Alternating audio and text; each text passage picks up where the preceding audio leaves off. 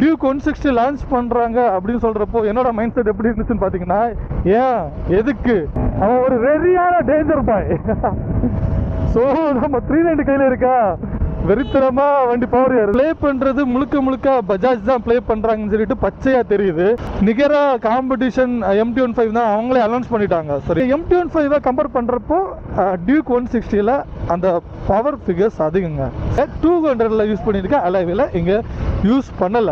160ல left சைடில் தான் அந்த டிஸ்க் செட்டப் கொடுத்துருக்காங்க. ஆனால் அலாய்வில் மாற்றிட்டாங்க. அந்த டிஸ்க் செட்டப் ஏன் அந்த லெஃப்ட் சைடில் இருக்குன்னு சொல்லிட்டு நீங்கள் யோசிச்சிருக்கீங்களா? பஜாஜ் இந்த KTM மொத்த ஷேரும் வாங்கின அப்புறம் இவங்க மோசமாக ப்ளே பண்ணுறாங்க அப்படின்னு சொல்லிட்டு எனக்கு தோணுதுங்க. நிமிஷத்துக்கு ஒரு அப்டேட் மாதிரி வாரத்துக்கு ஒரு அப்டேட் கொடுத்துட்டு இருக்காங்க. ஸோ அது எனக்கு சுத்தமாக இஷ்டப்படலை. அவங்க என்னதான் காம்படிஷன் பண்ணாலும் ஒரு விஷயத்துக்கு MT-15 பீட் பண்ண முடியாது. எல்லாருக்கும் வணக்கம், வெல்கம் டு TN75 மோட்டோலாக். ஸோ இன்னைக்கு இண்டிபெண்டன்ஸ் டே. ஸோ எல்லாருக்கும் ஹாப்பி இண்டிபெண்டன்ஸ் டே. எல்லோரும் ஃப்ரீடமாக ரைட் பண்ணுங்கள். ஸோ அதனால தான் நம்ம இன்றைக்கி 390 எடுத்து ரைட் பண்ணுறோம். 390 ரைட் பண்ணிகிட்டு இருக்கப்போ நம்ம KTMல ஒரு அப்டேட் இருக்குங்க. என்னென்னு பார்த்தீங்கன்னா, ரீசெண்டாக சோஷியல் மீடியாவில் ரொம்ப ட்ரெண்டிங்காக போயிட்டுருக்க டியூக் 160. ஸோ ரொம்ப எக்ஸ்பெக்டேஷனில் லான்ச் பண்ணுறாங்க. ஸோ இது எவ்வளோ சக்ஸஸ் ஆகுதுன்னு சொல்லிட்டு நம்ம பொறுத்து தான் பார்க்கணும். ஃபஸ்ட்டு இந்த டியூக் 160 பற்றி நான் என்ன யோசிக்கிறேன், ஸோ அதோட ஸ்பெக்ஸை பற்றியும் இந்த வீடியோவில் நம்ம டீட்டெயிலாக பார்க்கலாம். இவங்க டியூக் 125 டிஸ்கண்டினியூ பண்ணிவிட்டு அதுக்கு பதிலாக டியூக் 160 லான்ச் பண்ணியிருக்காங்க. 160 பார்க்க முன்னாடி ஃப்ரெண்டில் ஒரு யமகண்டம் போகிறான். அவனை ஓவர்டேக் பண்ணாதான் நம்ம பேச முடியும்.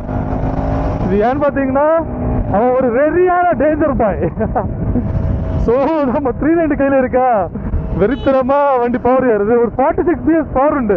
அந்த வண்டி அல்டிமேட்டுக்கு அங்கே பாருங்க, கொடுக்க வண்டி செம்மையா பவர் எழும்புங்க. இந்த வண்டி பொறுத்த வரைக்கும் செம்ம பவர். த்ரில்லிங்கா ஓட்டணும்னா நீங்க கண்டிப்பா 390 தான் எடுக்கணும்.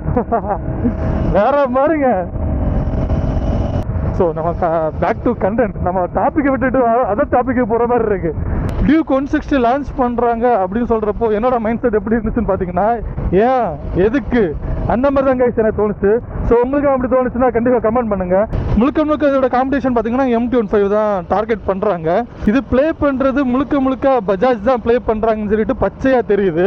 ஸோ யாருக்காச்சும் இந்த மாதிரி தெரிஞ்சுருந்தா கமெண்ட் பண்ணுங்கள். அவங்க என்னென்னா பஜாஜில் N160 NS160 அப்படி இப்படின்னு என்னெல்லாமா விட்டு பார்த்தாங்க. அந்த இடத்த பிடிக்க முடியலன்னு சொல்லலாம்.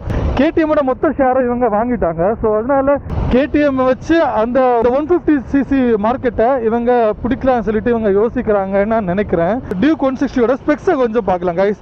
நிகரா காம்படிஷன் MT-15 தான் அவங்களே அனௌன்ஸ் பண்ணிட்டாங்க. சரியா? ஸோ அதனால இவங்க என்ன பண்ணியிருக்காங்கன்னா 160cc யூஸ் பண்ணியிருக்காங்க. இதோட PS பவர் பார்த்தீங்கன்னா 19 PS பவர் ப்ரொடியூஸ் பண்ணுது. அதே இது டார்க் பார்த்தீங்கன்னா 15.5 Nm டார்க் ப்ரொடியூஸ் பண்ணுது. ஒரு 160cc இது அதிகமான ஒரு பவர், அதிகமான ஒரு டார்க் தாங்க ப்ரொடியூஸ் பண்ணுது. ஈவன் நீங்கள் MT-15 பார்த்தீங்கன்னா 18.4 PS பவர் தான் ப்ரொடியூஸ் பண்ணும். அதை டார்க் பார்த்தீங்கன்னா 14.2 Nm டார்க் தான் ப்ரொடியூஸ் பண்ணும். பட் நீங்கள் MT-15 கம்பேர் பண்ணுறப்போ டியூக் 160ல அந்த பவர் ஃபிகர்ஸ் அதிகங்க. சரியா? ஸோ அதுதான் காம்படிஷன் மாதிரி யோசிக்கிறாங்க. அவங்க என்ன தான் காம்படிஷன் பண்ணாலும் ஒரு விஷயத்துக்கு MT-15 பீட் பண்ண முடியாது. அது என்னன்னு சொல்லிட்டு நான் லாஸ்ட்டில் சொல்கிறேன். ஓகேவா? டியூக் 160ல 6 கியர் யூஸ் பண்ணியிருக்காங்க. அதே மாதிரி லிக்விட் கூல்ட் இன்ஜின் தான் யூஸ் பண்ணியிருக்காங்க. அதே மாதிரி ஸ்லிப்பர் கிளச் யூஸ் பண்ணியிருக்காங்க. டியூல் சேனல் ABS யூஸ் பண்ணியிருக்காங்க. இதில் நீங்கள் ABS ஆன் பண்ணிக்கலாம், ஆஃப் பண்ணிக்கலாங்க. சுவிட்சஸ் எல்லாமே இந்த மாதிரி தான் ப்ரெசென்ட் பண்ணுது. குவிக் ஷிஃப்டர்னு எதிர்பார்க்காதீங்க. இதில் குவிக் ஷிஃப்டர்லாம் கிடையாதுங்க. ட்ராக்ஷன் கண்ட்ரோல் அப்புறம் ரைட் மோட்ஸு அதெல்லாம் இருக்கான்னு கேட்டிங்கன்னா அதெல்லாம் கிடையாது. KTMல சிக்னேச்சராக ஒரு ஃப்ரேம் கொடுக்குறாங்க. அதான் ட்ரெலி ஃப்ரேம்னு சொல்கிறாங்க. அந்த ட்ரெலி ஃப்ரேம் தான் இந்த 160 யூஸ் பண்ணுறாங்க. டிசைனர்ஸ் பார்த்தீங்கன்னா டியூக் 200 இருக்குல்ல, அதே டிசைன் தான் இந்த 160க்கும் ப்ரெசென்ட் பண்ணுறாங்க. கொஞ்சம் சேஞ்சஸ் கொடுத்துருக்காங்க. என்னன்னு பார்த்தீங்கன்னா, இப்போ 200 பொறுத்த வரைக்கும் இதில் நீங்கள் TFT டிஸ்பிளே, இதே டிஸ்பிளேயை 390ல யூஸ் பண்ணுறதுக்கு அதே டிஸ்பிளே தான் 200ல யூஸ் பண்ணியிருக்காங்க. பட் 160ல பார்த்தீங்கன்னா LCD யூஸ் பண்ணியிருக்காங்க. எனக்கு தெரிஞ்சு கொஞ்ச நாளுக்கு அப்புறம் இவங்க கண்டிப்பாக இதை அப்டேட் பண்ணி இந்த டிஸ்பிளேயை சேஞ்ச் பண்ணி திரும்ப TFT கொடுப்பாங்கன்னு நினைக்கிறேன். ஏன்னா MT-15ல TFT கொடுத்துட்டாங்க. ஸோ அதனால் டியூக் 160ல சீக்கிரம் ஒரு அப்டேட் கொடுத்து அதில் TFT கொடுப்பாங்கன்னு கண்டிப்பாக நான் நினைக்கிறேன். ஃப்ரண்ட் அலைவிலும் பேக் அலைவிலும் சேஞ்ச் பண்ணியிருக்காங்க. 250 390 யூஸ் பண்ணியிருக்க அதே அலைவில் தாங்க இங்கே யூஸ் பண்ணியிருக்காங்க. 200 யூஸ் பண்ணியிருக்க அலைவில் இங்கே யூஸ் பண்ணலை. அதை என்னன்னு சொல்லிட்டு மென்ஷன் பண்ணுறாங்கன்னு பார்த்தீங்கன்னா, இது வெயிட்லெஸ் அலைவில் அப்படின்னு சொல்லிட்டு மென்ஷன் பண்ணுறாங்க. இந்த வண்டியை வெயிட்டை ரெடியூஸ் பண்ணுறதுக்கு என்னெல்லாம் வேலை பார்க்கணுமோ அந்த வேலையெல்லாம் பார்த்துருக்காங்க. ஈவன் இந்த அலைவில் சேஞ்ச் பண்ண காரணமும் அதே காரணம் தான். டயர் சைஸ் பார்த்தீங்கன்னா ஃப்ரண்டில் 110 செக்ஷன் டயர் கொடுத்துருக்காங்க, பேக்கில் 140 செக்ஷன் டயர் கொடுத்துருக்காங்க அப்படி தான் நினைக்கிறேன். ஸோ 140 நினைக்கிறேன். ஓகேவா, 150 140 தெரியல. ஏன்னா டிஃபால்ட்டாக எல்லா வெஹிக்கிள்லையும் 150 தான் கொடுக்குறாங்க. பட் 160 140 தான் கொடுத்துருக்காங்கன்னு நினைக்கிறேன். பட் இல்லை 150 தான் கொடுத்துருக்காங்க அப்படின்னா யாராச்சும் தெரிஞ்சதுன்னா கண்டிப்பாக கமெண்ட் பண்ணுங்கள். ஸோ யூஸ்ஃபுல்லாக இருக்கும்.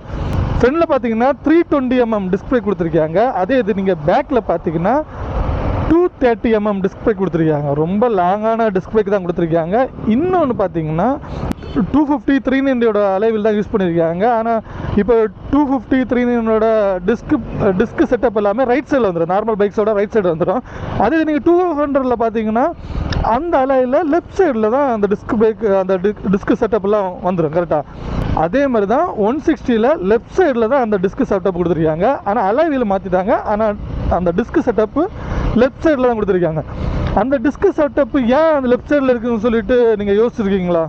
ஸோ ஏன் அப்படின்னு பார்த்தீங்கன்னா, இப்போ நீங்கள் ஹை ஸ்பீடில் போயிட்டுருக்கப்போ இப்போ ரெண்டு சைடும், இப்போ பேக்லேயும் ரைட் சைடில் தான் டிஸ்க் பிரேக் இருக்குது, ஃப்ரண்ட்லேயும் ரைட் சைடில் டிஸ்க் பிரேக் இருக்குன்னா நீங்கள் ஓவர் ஸ்பீடில் போகிறப்போ பிரேக் அடிக்கிறப்போ ஒன் சைடாக இழுக்கிறதுக்கு வாய்ப்பு அதிகமாக இருக்குது இல்லையா? ஸோ அதனால தான் இப்போ டியூக் 200 என்ன பண்ணியிருந்தாங்கன்னா, லெஃப்ட் சைடில் ஃப்ரண்ட் டிஸ்க் பிரேக்கும் பேக்கில் ரைட் சைட்லேயும் கொடுத்துருப்பாங்க. அப்போது நம்ம பிரேக்கு சடனாக அப்ளை பண்ணுறப்போ ஒன் சைடு இழுக்கிறதுக்கு வாய்ப்பு கொஞ்சம் கம்மியாக இருக்கும். ஸோ அதனால தான் அந்த செட்டப்பை யூஸ் பண்ணியிருந்தாங்க. ஆனால் 250 390 விடுறப்போ அவங்க நார்மலாகவே ரைட் சைட்லேயே ரெண்டு சைடுமே ரைட் சைட்லேயே மாற்றிட்டாங்க. லுக் வைஸ் பார்க்குறதுக்கு நீங்கள் 200 மாதிரி தான் இருக்கும். ஃப்ரண்டில் அந்த 6 பேக் எல்இடி ஹெட்லைட் தான் யூஸ் பண்ணியிருக்காங்க. அது மாதிரி ஃபெண்டர் அதே மாதிரி தான் யூஸ் பண்ணியிருக்காங்க. இந்த சைடு ஃபேரிங் அது எல்லாமே 200 இருக்கிற மாதிரி தான் யூஸ் பண்ணியிருக்காங்க. அதுக்கப்புறம் சீட்டு செட்டப்பு எல்லாமே சேம் தாங்க, சிமிலர் தான் இருக்கும். கிராஃபிக்ஸ் மட்டும் டிஃபர் ஆகும் கைஸ். டியூக் 160 3 கலர் இருக்குங்க. கலர் வைஸ் ப்ரைஸ் வேரி ஆகாது, கலர் வைஸ் ஒரே ப்ரைஸ் தாங்க.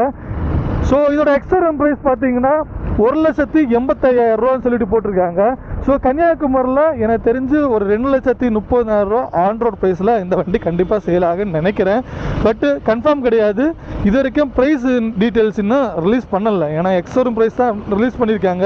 ஏன்னா ஒவ்வொரு டிஸ்ட்ரிக்ட் போகிறப்போ ஒவ்வொரு ஸ்டேட் போகிறப்போ எல்லாமே இந்த டேக்ஸ் வைஸு நமக்கு ப்ரைஸ் கொஞ்சம் டிஃப்ரென்ஸ் இருக்கும். ஸோ எக்ஸாக்டாக இப்போ நமக்கு ப்ரைஸு சொல்ல முடியாது.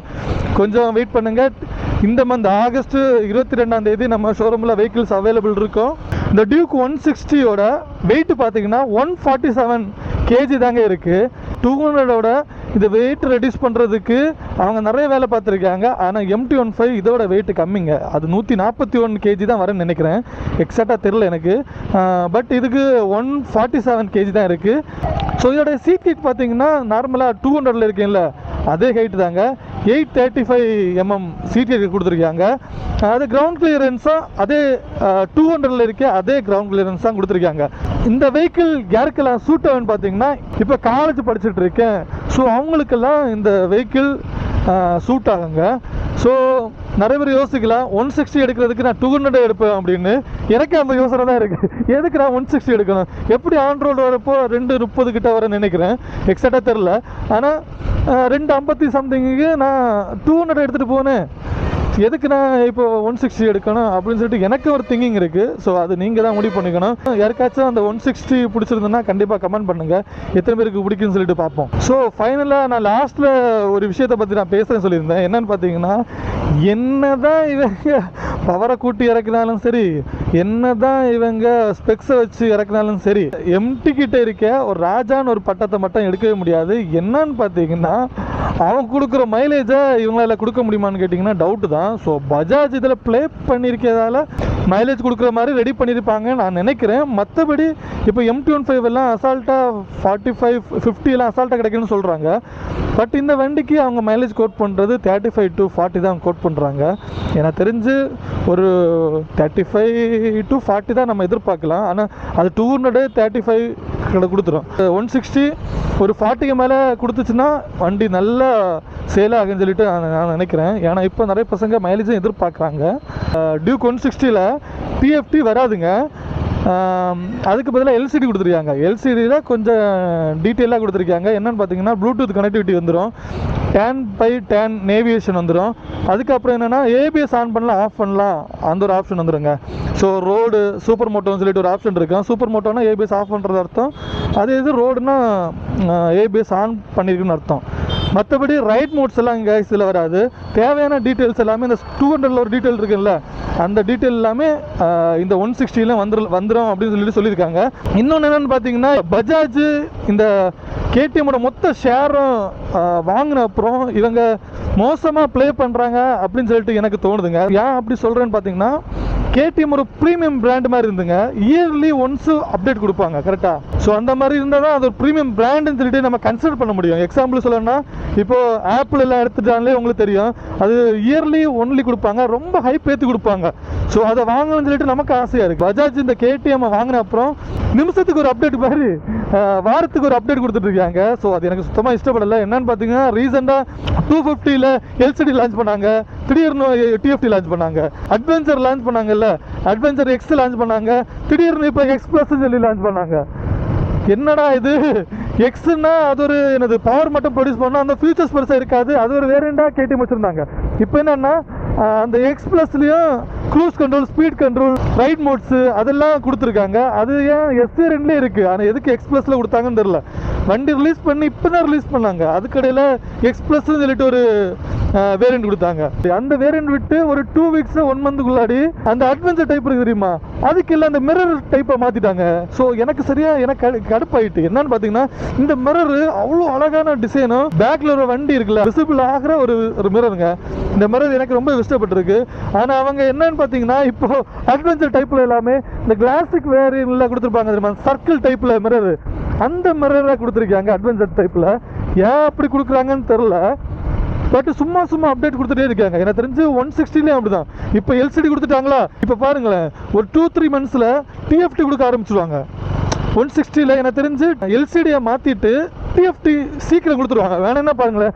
ஸோ அதனால் 160 எடுக்கிறவங்க கொஞ்சம் வெயிட் பண்ணி எடுக்கிறது ரொம்ப நல்லது. இல்லை அர்ஜென்ட்னா அப்போ எடுத்துக்கோங்க. இந்த டியூக் 160 இனிஷியல் பேமெண்ட் பார்த்தீங்கன்னா ஒரு 30 to 35க்குள்ளே இனிஷியல் பேமெண்ட் கொடுக்க வேண்டியது வரும்.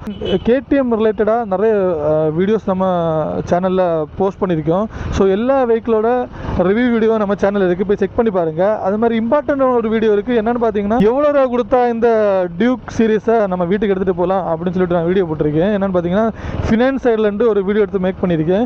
ஸோ அதில் எவ்வளோ ஃபினான்ஸ் போட்டால் எவ்வளோ இன்ட்ரெஸ்ட் வருது, எவ்வளோ இனிஷியல் பேமெண்ட் கட்டணும், எல்லா டீட்டெயிலும் அந்த வீடியோவில் நான் பேசியிருக்கேன். ஸோ அதோட லிங்க் எல்லாமே நான் டிஸ்கிரிப்ஷனில் கொடுக்குறேன், போய் செக் பண்ணி பாருங்கள். ஸோ இந்த வீடியோ பிடிச்சிருந்தா கண்டிப்பாக கமெண்ட் பண்ணுங்கள், லைக் பண்ணுங்கள், ஷேர் பண்ணுங்கள். நெக்ஸ்ட் வீடியோ சந்திப்போம். டாடா பாய்.